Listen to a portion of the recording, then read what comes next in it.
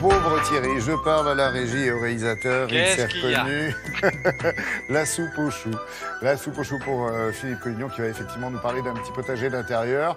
Pour toutes sortes de légumes ou juste pour des plantes C'est-à-dire qu'il ne faut pas que ça dépasse 1 mètre de hauteur. Effectivement, on est en plein cœur de l'hiver, il ne se passe rien au jardin. Mais moi, je vous propose de cultiver avec ce nouveau système des légumes toute l'année, 12 mois sur 12, toutes sortes de légumes. On peut les mélanger, à la fois des aromatiques, à la fois des tomates, mais pas très hautes, mais pas évidemment des carottes, des poireaux, tout ce qui est légumes racines, on va oublier. Ouais, c'est pas de la grosse production non plus. Non, c'est de la salade, c'est des choses fraîches que l'on a, qu'on peut faire. On peut faire du mesclin avec, etc. Mais c'est quand même une production. On pourrait se nourrir de ces légumes seul pendant 1 an si on sait bien gérer quand même ce petit carré potager. Alors ça prend un peu de place, hein, ça prend le volume d'une machine à laver ou d'un lave-linge.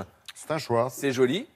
C'est efficace, on contrôle la traçabilité de la graine à la production. Vous savez ce que vous mettez dedans, donc c'est-à-dire pas de pesticides, pas d'herbicides, pas de produits phytosanitaires. Donc vous mangez sain et vous mangez vivant, contrairement en grande surface parfois où les légumes sont coupés 1 semaine avant la récolte et donc ils sont presque morts. Entre la vie et la mort, moi je préfère justement un bon frigidaire, un bon réfrigérateur dans votre cuisine qui produit des légumes vivants. Comment ça fonctionne?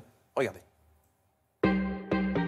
Consommer toute l'année ses propres récoltes de légumes ou d'aromatiques, c'est le rêve de nombreux jardiniers.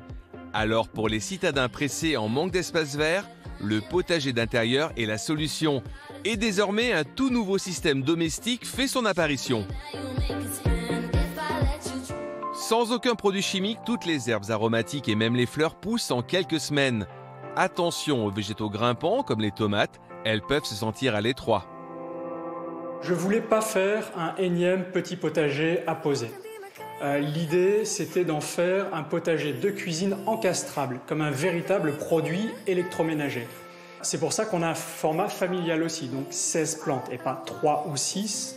Et ça permet de nourrir toute une famille. Pour faire pousser des plantes dans ce potager de cuisine, comme dans un vrai potager, on utilise une carte électronique qui va gérer l'irrigation des plantes toutes les 4 heures et qui va mimer le soleil avec un panneau LED qui va fonctionner une partie jour et qui va s'éteindre pendant la nuit. Grâce à la culture hydroponique, un substrat spécifique et un cycle d'irrigation régulier, les plantes poussent dans un placard comme au jardin. Je vais installer mon potager électroménager. Première étape, les branchements. Deuxième étape, installer les substrats. Troisième étape, je vais mettre les graines, de l'épinard, de la romaine, de l'aneth, du basilic. Petit plus, toutes les graines fournies sont 100% naturelles et sans OGM. Reste à remplir le réservoir avec 8 litres d'eau. Dernière étape, je vais brancher le potager et fixer le panneau à LED. 1 mois plus tard, le persil, l'aneth, le basilic et bien d'autres légumes ont bien poussé. Il suffit juste de les arroser 1 fois par semaine avec un verre d'eau. On cuisine enfin ses propres plantes potagères à portée de main et 100% vivants. J'ai vraiment été surprise par les résultats parce que je ne m'attendais pas à être capable de faire pousser quoi que ce soit dans ma cuisine. Les capsules sont sans pesticides et les graines sont made in France. Bon jardinage! Et on ne peut pas mettre effectivement n'importe quelle plante là-dedans parce qu'il n'y a pas trop de hauteur. Hein. Donc non, les plantes illicides déjà, non. C'est trop.